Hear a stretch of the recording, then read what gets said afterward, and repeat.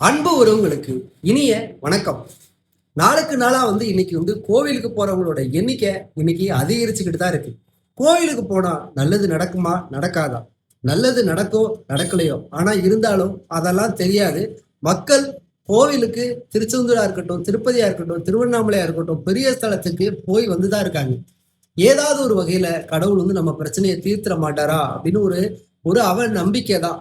ஆனா அந்த நம்பிக்கை கோவிலுக்கு போயிட்டு வந்த உடனே நல்லா இருக்குமா அப்படின்னு பார்த்தோம் அப்படின்னா, கோவில்ல நடக்கக்கூடிய அநீதிகளை ஒரு நல்ல ஒரு தூய மனிதன் பார்த்தான் அப்படின்னா அவனுக்கு அங்க நடக்கக்கூடிய அநீதியை தட்டி கேட்க தோணுது. இன்னைக்கு அறநிலைத்துறை அமைச்சர் ரமேஷ் கோயிலுக்கு போயிருக்காரு. அவர் அமைச்சர்னே தெரியாம 4000 ரூபாய் அவர்கிட்ட லஞ்சம் வாங்கியிருக்காங்க. அந்த அளவுக்கு தான் நிர்வாகம் இருக்கு. இது நாள் வரைக்கும் கோவில் பக்கமே போகாத ஒரு அமைச்சரை தான் இன்னைக்கு நம்ம டிவிகே கட்சியில இருந்து அமைச்சரா தேர்ந்தெடுத்திருக்காங்க. 4000 ரூபாய் அமைச்சர்கிட்டே வாங்கணும் அப்படின்னா அவங்களுக்கு எவ்வளவு தைரியம் வேணும்? அப்போ ஒரு நாளைக்கு ஒரு நபர்கிட்ட பெரிய விஐபி கிட்ட 4000 ரூபாய் வாங்கினாங்க அப்படின்னா கிட்டத்தட்ட ஒரு நாளைக்கு ஒரு 100 பேர் குறைஞ்சிருந்து அப்படின்னு வச்சுக்கோங்களேன். 100 பேர்கிட்ட 4000 ரூபாய் வாங்கினாங்கன்னா எவ்வளவு காசு வாங்குவாங்கன்னு பார்த்துக்கோங்க ஒரு நாளைக்கு. இந்த காசெல்லாம் எங்கதான் போகுது? அரசு கஜானாவுக்கு போச்சுன்னா கூட இந்த மாதிரி கோவில்ல திருச்செந்தூர் கோவில்ல ஒரு மாசத்துல வாங்கக்கூடிய காசை வச்சுக்கிட்டு கிட்டத்தட்ட ஒரு வருஷம் திருச்செந்தூர் மக்களுக்கு தேவையான எல்லா நலத்திட்டத்தையும் செய்யலாம். அப்போ இந்த காசெல்லாம் அந்த குருக்கள் என்ன பண்றாங்க? இதை திடீர்னு மாற்ற முடியுமா? ஏடிஎம்கே டிஎம்கே இந்த 2 அரசு இருக்கும்போது இதை மாத்த முடிஞ்சதா?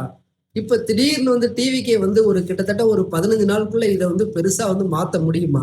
யாராலையும் மாத்த முடியாது. டாஸ்மாக் கடையில இருக்கட்டும், கோவில்ல இருக்கட்டும், காசு வாங்கி பழக்கப்பட்டவன், பரம்பரையா இருக்கவன் திடீர்னு முதலமைச்சரே போய் பெரம்ப கொண்டு அடிச்சு காசு வாங்கக்கூடாது மக்கள் கிட்ட அப்படின்னு சொன்னா கூட இவங்களால அதை மாற்ற முடியாது, திருத்தவும் இவங்கள முடியவே முடியாது. இதுக்கு என்னதான் மாற்று அப்படின்னு நம்ம பார்த்தோம் அப்படின்னா, கோவிலுக்கு மக்கள் படையெடுத்துக்கிட்டே இருக்காங்க. எவ்வளவு பிரச்சனை மனிதனுக்கு இருக்கும், அந்த பிரச்சனையெல்லாம் கடவுள் தீர்த்துருவாரு அப்படின்னு ஒரு நம்பிக்கையில தான் கோவிலுக்கு போறாங்க. காசு கேட்டா குறுக்கோளில கோவிலுக்கு சாமியை பார்க்கறதுக்கு போகாதவங்களோட எண்ணிக்கை குறைஞ்சா மட்டும்தான் இதுக்கான ஒரு தீர்வு கிடைக்கும். அரசால இதை நிச்சயமா ஒரு மாற்றம் நிச்சயமா செய்ய முடியாது. குருக்கள் தேவையில்லாத நிறைய என்னெல்லாம் ஃப்ராடு பண்ணணுமோ அதெல்லாம் செஞ்சு பழகிட்டாங்க. திடீர்னு மாற்ற முடியாது. ஒரு அமைச்சர்கிட்டே 4000 ரூபாய் வாங்குறீங்க அப்படின்னா உங்களுக்கு பெரிய துணிச்சல் தான். சரி இப்படியெல்லாம் மாட்டிக்கிட்டோம், இதெல்லாம் இனிமேல் இதை